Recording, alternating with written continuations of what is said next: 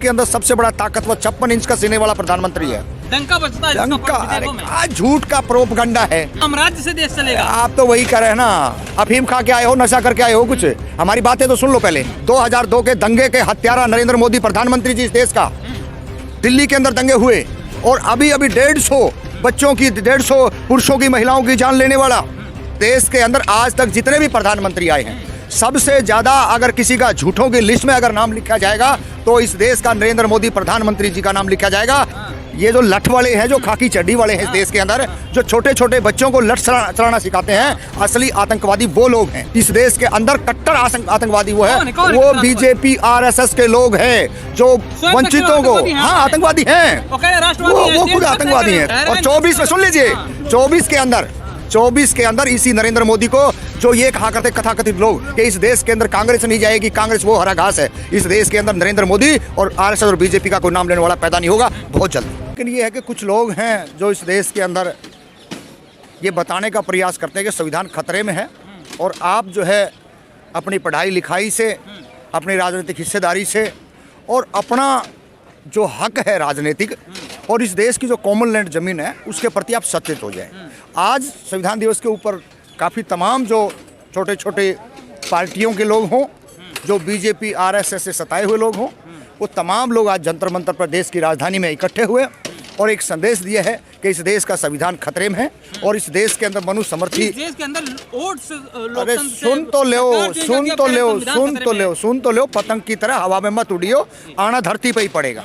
ये 24 का जो चुनाव है उसको लेकर के तमाम जो राजनीतिक दल हैं, तमाम जो सोशल एक्टिविस्ट हैं, तमाम जो वंचित, शोषित, पीड़ित वो जो लोग हैं, उनको इस बात का आभास हो चुका है कि इस देश के अंदर अब मनुस्मृति लागू होगी। अगर 24 के अंदर मनुस्मृति, देखिए दो चीजें आपको समझ नहीं आ रहा। एक तो मनुस्मृति लागू है, आज अगर हम ये कहते हैं कि इस देश के अंदर संविधान लागू है तो आप भूल जाइए, किसी दलित के पास में पूरा अपना कोई अधिकार नहीं है। कौन सा संविधान दिवस मना रहे हैं? अरे सुन तो मत कूदो, ये बीजेपी RSS की तरह मत करो, उतावले मत हो, लठ मत उठाओ। कलम का देश है ये, कथाकथ गौतम का देश है।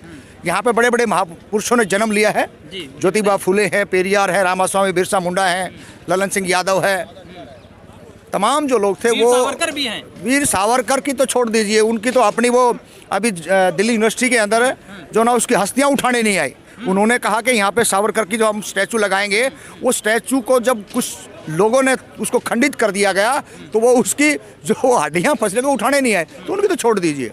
आज के दिन जो सबसे बड़ी समस्या है, संविधान दिवस के ऊपर हम लोगों ने, तमाम जो एक्टिविस्ट है, उनका एक ही टारगेट था, एक ही निशाना था कि इस देश के अंदर अगर RSS, बीजेपी, नरेंद्र मोदी की सरकार और नरेंद्र मोदी जी अगर देश का हित चाहते हैं, वो कहते हैं, बीजेपी के RSS के लोग कहते हैं, इस देश के अंदर सबसे बड़ा ताकतवर 56 इंच का सीने वाला प्रधानमंत्री है।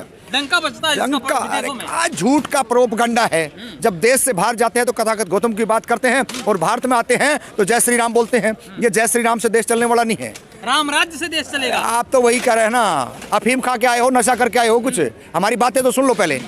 इस देश के अंदर तमाम जो लोग हैं जो आज राजनीतिक से पीड़ित हैं, जो शिक्षा से पीड़ित हैं, नरेंद्र मोदी जी रात को 8 बजे अवतार की तरह प्रकट होते हैं और GST बैन कर देते हैं, नोट बंद कर देते हैं, तमाम तरीके के संसाधन, चाहे रेल से, बैंक से, कोरोना काल में किस तरीके की हालात पैदा हुई, सबके सामने है।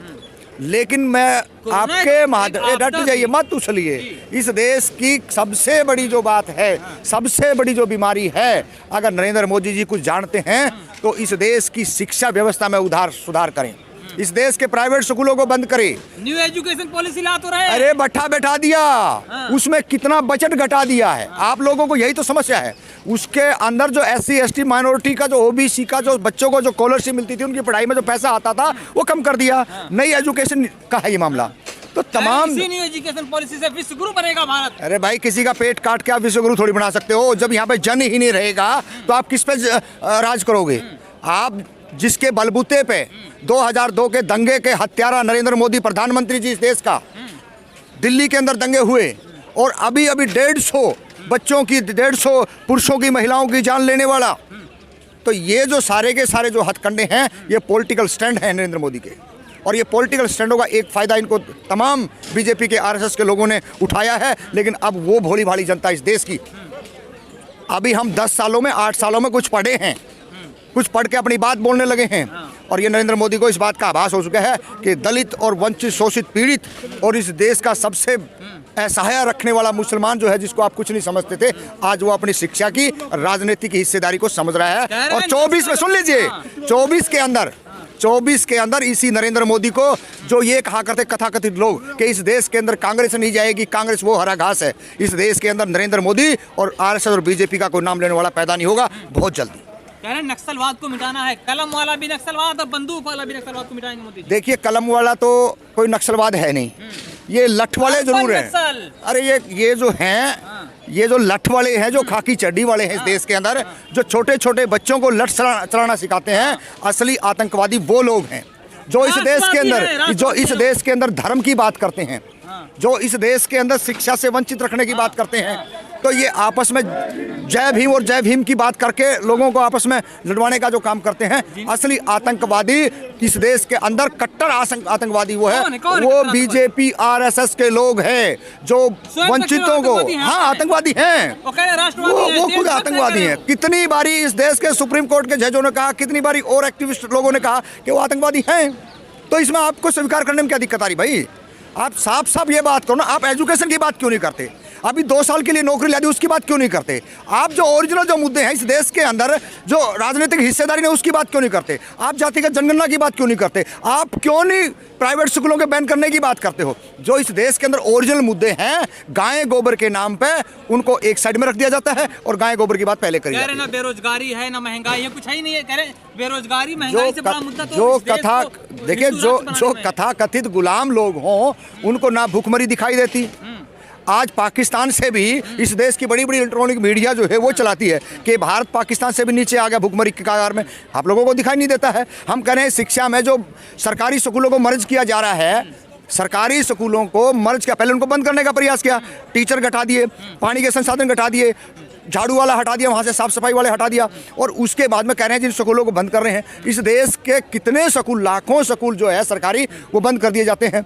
ये चीज आपको दिखाई नहीं देगी। स्कूल बंद किए जा रहे हैं, सरकारी स्कूल को मर्ज किया जा रहा है, लेकिन दूसरी तरफ मोदी जी कह रहे हैं कि हम देश को विश्वगुरु की तरफ ले जा रहे हैं, देश विश्वगुरु बन जाएगा। तो देखिए कौन सा विश्वगुरु है, कौन सा सपना है? देखिए, इस देश के अंदर आज तक जितने भी प्रधानमंत्री आए हैं, सबसे ज्यादा अगर किसी का झूठों की लिस्ट में अगर नाम लिखा जाएगा तो इस देश का नरेंद्र मोदी प्रधानमंत्री जी का नाम लिखा जाएगा कि सबसे ज्यादा, चाहे वो लाल किले की बात हो, चाहे तमाम इस देश के अंदर कोई रात को 9 बजे आके प्रकट होने की बात करी हो, कभी भी इन्होंने सच्चाई की बात नहीं कही है। हमेशा जनता के साथ में विश्वासघात किया गया है। आज बेरोजगारी से लेकर तमाम इस देश के संसाधन बिक चुके हैं। लेकिन लोग तो चुन रहे हैं ना उन्हें।